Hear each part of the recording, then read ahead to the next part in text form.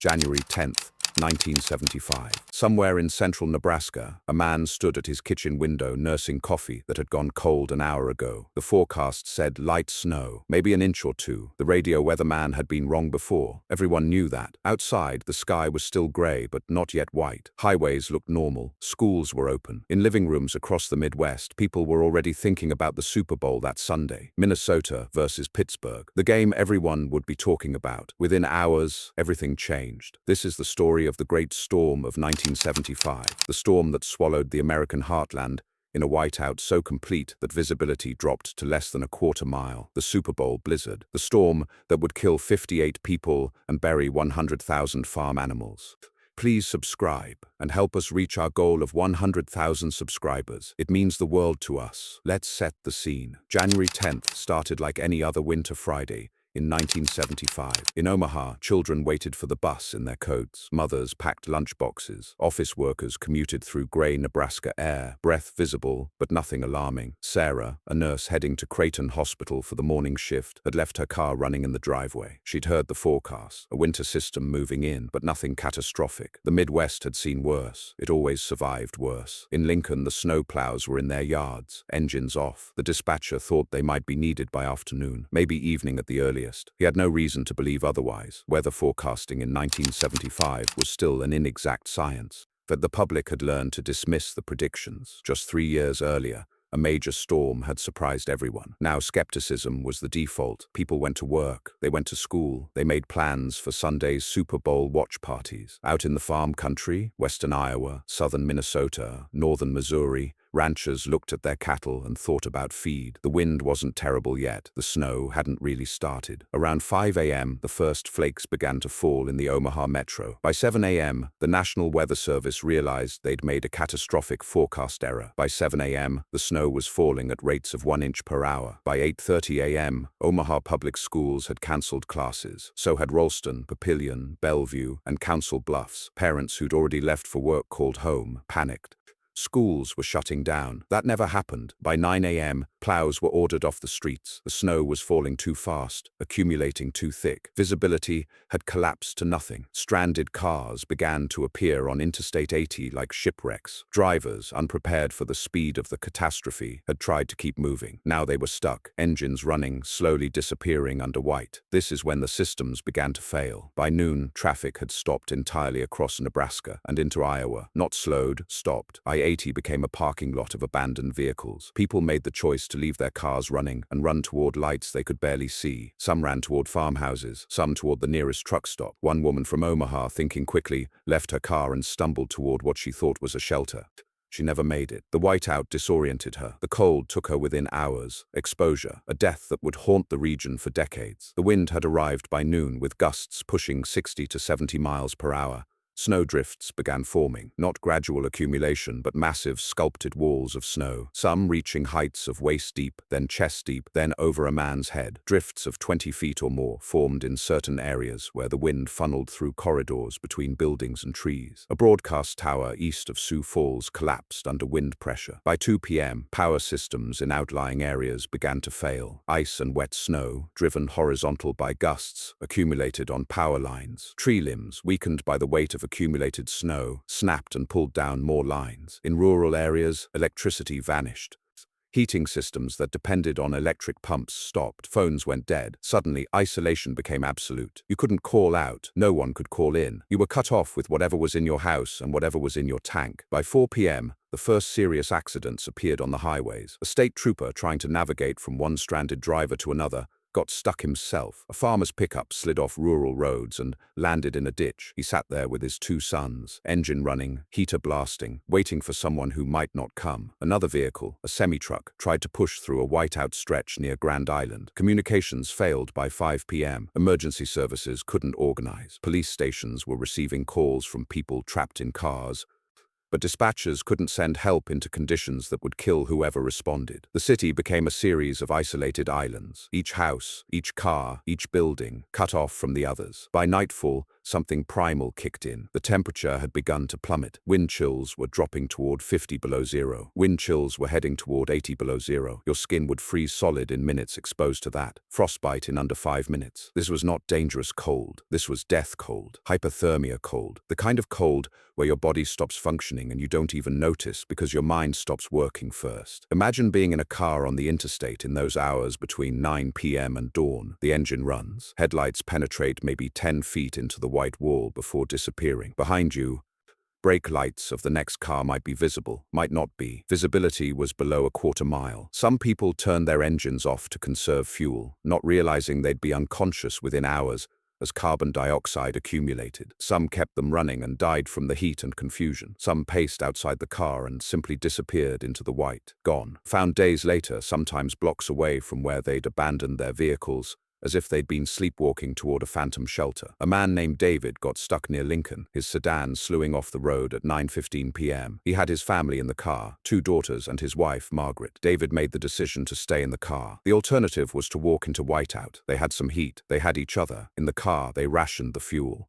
Windows cracked slightly for air. Margaret kept the girls calm by telling them stories, watching their breath fog the windows, teaching them not to panic. This decision, to stay, probably saved them. They were found the next morning by a plow crew, cold but alive, having burned through most of the fuel, but having survived the night. In a farmhouse 15 miles west of Omaha, a farmer named Henry had made a different calculation. His cattle were in the barn, but several heifers were supposed to calve that night. The barn was connected to the house by a rope. Farmers in extreme weather tied ropes from door to door because visibility could disappear even between structures 100 feet apart. You could follow the rope. Without it, you could die in your own yard. Henry, 63 years old, had weathered plenty of storms. He knew the risks.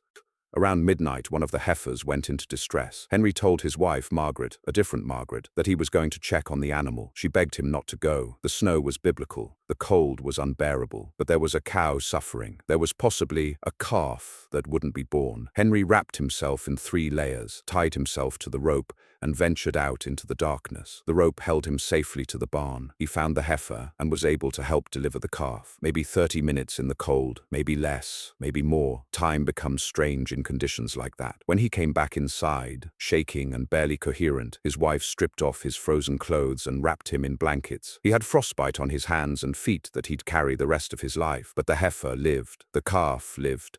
Across the Midwest, in hundreds of houses and barns and stranded vehicles, the night became a test of will. Not the will to fight the storm, that was impossible. The will to survive it. The will to stay calm. The will to keep someone else alive beside you. In a hospital in Des Moines, nurses worked double shifts, treating the frostbite cases that came through the doors. A man who'd been outside for less than 15 minutes had to have parts of his fingers amputated. Another woman came in barely conscious. They warmed her slowly. Fast warming could cause tissue damage worse than the cold itself, and by morning she could move her toes again. By Saturday morning, January 11th, the snow was still falling, but the wind had lessened slightly. Visibility was improving. In Omaha, people began to emerge from their houses.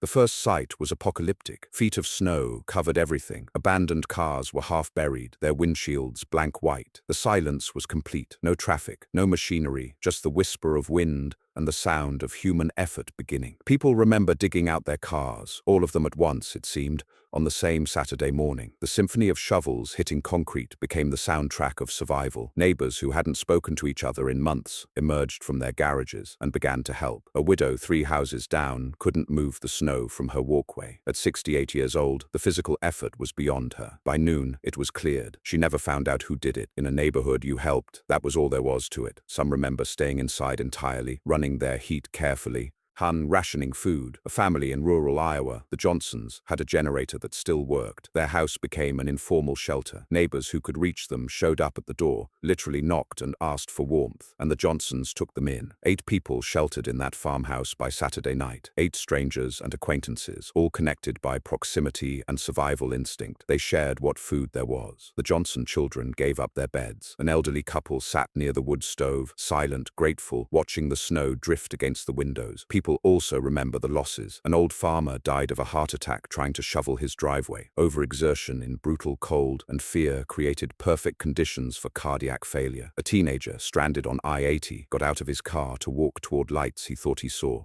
He made it 50 yards before he lay down in the snow. They found him the next morning, died of hypothermia, rescuers estimated, sometime around 2 a.m. His parents, when they learned, never quite recovered from the shock that their son had been so close to other people, but invisible in the white. Over 100,000 farm animals died. This fact was almost incomprehensible to the rural communities who depended on them. Cattle huddled together and froze standing up. Hogs piled on top of each other and suffocated or froze in the mass. Entire herds gone. Years of breeding, investment, planned futures, erased in 48 hours. Farmers surveyed their frozen animals with a kind of hollow stare. Insurance didn't cover acts of God. This was an act of God. There was no recourse. By Sunday, Super Bowl Sunday, the worst had passed.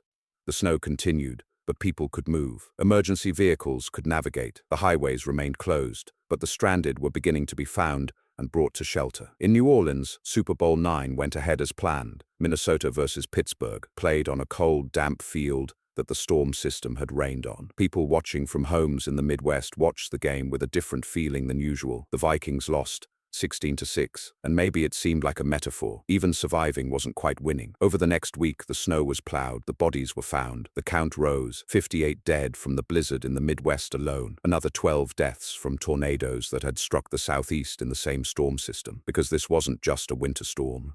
It was a massive weather system that had spawned 45 tornadoes across Mississippi, Alabama, Louisiana, and the other deep South states before arriving in the Midwest as a blizzard. In Pike County, Mississippi, a single F4 tornado ripped through the town of Macomb, killing 9 people and injuring over 200 others. The storm was a monster with 2 faces: destruction by wind and flood in the south, destruction by snow and cold in the north. What changed after 1975? Weather forecasting changed. Meteorologists had been humiliated by missing this storm so completely. The public had dismissed their warnings about the forecast already, and they were right to be skeptical because forecasters had gotten it wrong. But those forecasters went back to their offices and they improved. Technology improved. Models improved. The Great Storm of 1975 became a teaching moment in meteorology. You could be technically accurate but perceived as inaccurate if the public didn't trust you. If you say, "watch for snow," and the public interprets it as nothing serious, you failed to communicate. By the 1978 blizzard, which would bury New England far worse than the 75 storm had, meteorologists were better at expressing urgency and conveying the genuine danger they saw in the data. People prepared differently after that. Farmers bought better equipment and checked their barns more meticulously before major storms. Drivers kept emergency kits in their cars: blankets, a flashlight, food, water. In small towns, the informal rescue networks that had formed, neighbors helping neighbors, became more formalized. Warming centers were established. Emergency plans were written. It wasn't that people hadn't helped before the storm, it's that they now organized the help in advance. And the memory stayed. 65 years later, people who lived through January 1975 in the Midwest still talk about it. The ones who were children remember the snow reaching the windows of their bedrooms. The ones who were teenagers remember the responsibility they felt, people depending on them to stay calm, to help, to not panic. The ones who were parents remember the fear that their children might not make it home from school, not knowing if they could reach them. The ones who were elderly remember thinking it was the end, truly the end, and then discovering that somehow you keep going. It wasn't just a winter storm, it was a test, not a test of the weather. A test of how quickly a modern society could unravel when systems failed, when communication stopped, when electricity died and roads became impassable, and a test of something deeper, whether when everything was stripped away, the car, the phone, the stores, the comfort, people would help each other. Would strangers shelter each other? Would farmers risk their lives for animals? Would neighbors dig out each other's walkways? In the Great Storm of 1975, the answer was yes. In a farmhouse outside Omaha, an old photograph sits on a shelf. It shows a field after the blizzard, drifts against fences, the farm emerging from white. The man in the house, Henry, the farmer who went to help his heifer, sometimes takes that photograph down and looks at it. His hands still bear the marks of frostbite. He can't feel his toes, but the heifer's calf, the one he delivered that night, grew into a productive animal that had calves of its own. 3 generations of cattle descended from that night. Some things you save matter more than you can calculate at the time. And in neighborhoods across the Midwest, people still shovel. When a storm comes, even a small one, there's a quietness to the work, a respect for winter, a memory of when it tried to kill them all and they survived because they helped each other. If you lived through the Great Storm of 1975, we'd love to hear your memories in the comments below. What do you remember about that day? Did you help someone? Were you helped? Those stories matter. Please like and subscribe to our channel.